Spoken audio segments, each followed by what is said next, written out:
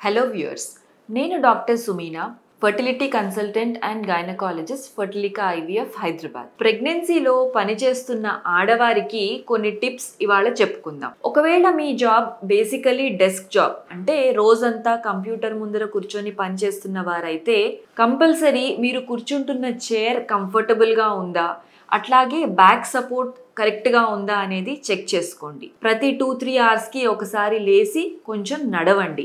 And every 2-3 అవర్స్కి చిన్న snack break కానీ వాటర్ బ్రేక్ కానీ తప్పకుండా తీసుకోండి. అదే మీది రోజంతా నిలబడి చేసే work like teachers, bus conductors, police department ఇటువంటి జాబ్స్ చేస్తున్నట్టయితే ఫ్రీక్వెంట్గా ఎవ్రీ 2 అవర్స్కి ఒకసారైనా చిన్న బ్రేక్ కూర్చొని రిలాక్స్ అవ్వడం ఎంతో ఇంపార్టెంట్. అలాగే మీరు రోజంతా నిలబడి ఉండాలి లేదా చాలా దూరం నడవాలి అనుకున్నప్పుడు కంఫర్టబుల్ షూస్ వేసుకోవడం కూడా ఇంపార్టెంట్. అండ్ ఒకవేళ మీ జాబ్ ఫిజికల్లీ డిమాండింగ్గా ఉంటే దానికి సరిపడ్డట్టు మీరు డైట్ కూడా మార్చుకోవాలి. Sufficient protein intake, carbohydrates, fruits, vegetables and water intake ఉండేలాగా చూసుకోవాలి. ఒకవేళ మీరు ట్రావెలింగ్ జాబ్, మార్కెటింగ్ కానివ్వండి లేదా ఎయిర్ ట్రావెల్, ఫ్రీక్వెంట్గా ఫ్లైట్స్ తీసుకునేవారు కూడా ఉంటారు.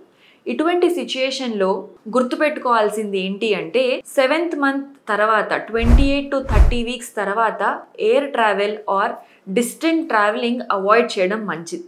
ఎందుకంటే 7th-8th మంత్ దాటిన తర్వాత ప్రీటర్మ్ డెలివరీ రిస్క్ ఉండవచ్చు. సో ఈ టైంలో మీరు వీలున్నంత వరకు ఒక దగ్గర ఉండి పనిచేయడం మంచిది.